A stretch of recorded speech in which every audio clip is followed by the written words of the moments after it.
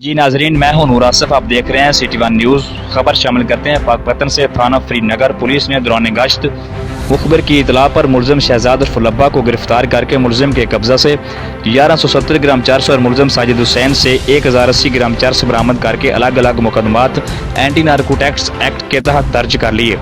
तफसीलात के मुताबिक जबकि SHO इरशादुर रहमान का कहना है DPO पाकपतन साहबजादा बिलाल उमर और DSP हेडक्वार्टर नवीद अहमद की हिदायत पर अमल करते हुए थाना श्रीनगर के एरिया से क्राइम पेशा अनासर के खिलाफ क्रैकडाउन जारी है। लॉकडाउन के दौरान दफा 144 की खिलाफ वर्जी करने वालों के खिलाफ भरपूर कार्रवाइयाँ जारी हैं। पतंग फरोश अशरफ को गिरफ्तार करके भारी तादाद में पतंग और डोरें बरामद की। अस्सलाम वालेकुम सर, आपने जब से इंचार्ज संभाला है क्या कारकर्दगी है?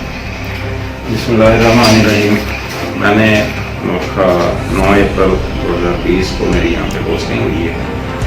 तो उस वक्त हुकूमत पंजाब के नोटिफिकेशन के मुताबिक कोरोना वायरस की वबा की वजह से दफ़ा 144 का नफाज था।